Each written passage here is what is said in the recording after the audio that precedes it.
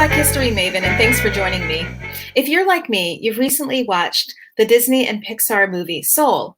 And if you haven't, you're in for a smart, poignant film. It's about a school band teacher who, at a moment when he's desperately in need of inspiration, gets the gig of a lifetime with a famed jazz saxophonist, Dorothea Williams. But his new luck is all in jeopardy after a near-death experience where he's forced to question all that he thinks he knows about life. I loved the character Dorothea Williams. Voiced by the inimitable Angela Bassett, she's arrogant as all get out because she knows her worth. I feel like I can learn from her. So, of course, I wondered who played the tunes that Dorothea Williams blared in the film? And were there Black women like her in history? Turns out, this character's music was played by a present-day jazz maestro, Berklee College of Music professor Tia Fuller, who said she was humbled and honored to be the sound for Dorothea Williams. But let's not let her humility fool us. Fuller's resume is, fuller, impressive experiences. This Grammy-nominated artist has been part of Beyoncé's worldwide tours as a featured saxophonist and has served as the assistant musical director of Esperanza Spalding's Radio Music Society tour. She's recorded 5 albums, and her quartet has performed all over the world. And Fuller hopes that with her role, Black girls can see themselves playing the sax, and Asian girls can see themselves playing the trombone. Fuller also talks about the women who inspired her. She stands on the shoulders of incredible jazz instrumentalists, naming Mary Lou Williams, V. Burnside, Ernestine Davis, Lil Hardin Armstrong, and others who've influenced her. So let's learn about some of the women from history who've inspired Tia Fuller's work. We'll start with Mary Lou Williams. A lot of Williamses are here. This pianist grew up in Pittsburgh, where she played the piano at parties to help support her family. She accompanied her stepfather to juke joints, taking in the let it all hang out sounds of folks like Ma Rainey. And at only 13, she began playing with Duke Ellington's small band, and her tunes were admired by none other than Louis Armstrong. During her lifetime, Williams recorded more than 100 records, and she wrote hundreds of compositions and arrangements, including pieces for Duke Ellington and Benny Goodman. She was a mentor and collaborator with famous artists like Thelonious Monk, Miles Davis, Charlie Parker, and Dizzy Gillespie. It may have been the death of Charlie Parker from addiction that compelled Williams to convert her own apartment into a halfway house for musicians struggling with addiction. A convert to the Catholic faith, Williams once told Time magazine, "I am praying through my fingers when I play. I get that good soul sound and I try to touch people's spirits." And it's interesting that the movie Soul features a subway scene because Williams considered the New York City subway as an inspiration for her music. The motion of the cars delivered musical ideas and sounds to her, she once said. Sometimes she'd even climb those subway stairs with an entire arrangement worked out in her head before she reached the music studio. Like Williams, Viola Burnside was also raised in Pennsylvania, but she lived across the state in a town called Lancaster. She quickly moved beyond this small town to travel around the world as part of a band called the International Sweethearts of Rhythm. If you're like me, maybe you've never heard of the International Sweethearts of Rhythm until this week. But they were an integrated all-women band breaking racial barriers in the 1940s. They got their beginnings in 1937 in a small Mississippi town where a teacher, Lawrence Jones, founded a mostly Black vocational school. He'd heard of an all-white girls band and thought, well, I've got a lot of girls here. Maybe I could start myself an all-girl band. So he did. But the mostly Black band included a Chinese girl, Willie Mae Wong, as well as a girl from Hawaii and another from Mexico.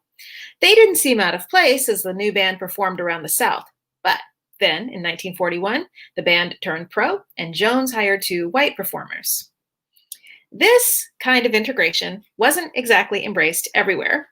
In fact, the band members faced real danger. But the Apollo Theater in New York, the Regal Theater in Chicago, the Howard Theater in DC, and the $1 Million Theater in Los Angeles couldn't get enough of the International Sweethearts of Rhythm or their ticket sales. And the International Sweethearts also performed to cheering crowds in Paris and occupied Germany during World War II as part of a USO tour. One young, aspiring professional saxophonist, William Barton, who's another name to note in her own right, has memories of this band. She writes about seeing the Sweethearts at the Apollo saying, "I was starstruck. I thought, oh boy, those girls can do it. I can too. When I visited Harlem and saw those girls play, I just couldn't get over that. The one in particular who was extraordinarily good was V. Burnside. She opened the door for the rest of us. When I saw V, I said, well, that was just great. Let me tell you, she shook the place up."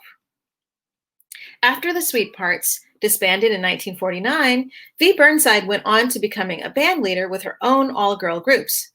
Willeen Barton says, every manager, everybody in New York was after V. Burnside, so she easily got herself up a group and traveled all over. I have never seen a woman command that much attention as far as a horn is concerned. I mean, she showed up in every big city in America. She made her debut at a club called the Baby Grand in Harlem, and I understood that you couldn't get near the door. It was like that at every club she went to with her band. Another member of the International Sweethearts was Ernestine Tiny Davis, who joined in 1941 when the group turned pro. With her cutie pie looks and charismatic personality, she performed with other band members in the film How About That Jive? And after leaving the Rhythms, she became a band leader with her group, the Hell Divers. Davis married young and had 2 daughters. She's shown here with her daughter Dorothy, a trumpet player. But her true love seemed to be bassist Ruby Lucas, a member of her Hell Divers band. In the 1940s, they opened their own club in Chicago, Tiny and Ruby's Gay Spot, which ran through the 1950s before Davis closed it to fund another band. Like Tiny Davis, Lil Hardin Armstrong's partner was also a musician, a famous one at that. But she was amazingly accomplished in her own right, although her work has largely been unsung, or you could say unplayed. Lil Hardin was born in 1898. As a child, her mother recognized how she made music with whatever was at hand, and so she got her daughter lessons and an upright piano in the parlor. Hardin studied music at Fisk University and HBCU, but was dismayed when she discovered that before college, she'd been learning the wrong fingering all along. She relearned everything at Fisk. Later, she got a job at a music store in Chicago demonstrating instruments. While showcasing her skill, she was invited to play with Sugar Johnny Creole's orchestra. From there, she moved on to Freddie Keppard's original Creole orchestra before, in 1921, she joined King Oliver's Creole Jazz Band. Apparently, there were a lot of Creole musicians in 1920s Chicago. But it was at King Oliver's where she met Louis Armstrong. They married in 1924. It was a second marriage for both of them. In fact, they divorced their spouses for each other and ironically claimed desertion. Historians credit Lil Hardin for pushing Louis Armstrong into a bigger career. They even say that she taught him how to dress because she thought he looked country. While married, she continued to promote and prod him. They separated in 1931 and divorced in 1938. During that time, Lil appeared in Broadway shows like Hot Chocolates and Shuffle Along and played as a soloist in clubs. But Lil Hardin Armstrong and Louis Armstrong remained friends. In fact, in 1971, while playing as part of a Louis Armstrong memorial concert just 2 months after the death of her former husband, Lil Hardin Armstrong died, and so she exited life stage while doing what she loved. Ultimately, Lil Hardin Armstrong would never find the same fame as Louis Armstrong. And it's worth noting that while women vocalists achieved fame on their own, women instrumentalists were another story. That's why all these women were trailblazers, dodging the double cudgels of racism and sexism. They survived threats of lynching, as well as sexual assault, domestic abuse, and the indignities of the Jim Crow South as they traveled and performed. Which brings me back to the film Soul and its themes of inspiration and finding purpose when it seems like so much is stacked against you. The women instrumentalists of jazz, past and present, and even fictional, seemed to play out their every day and their every moment with passion. Thanks for joining me.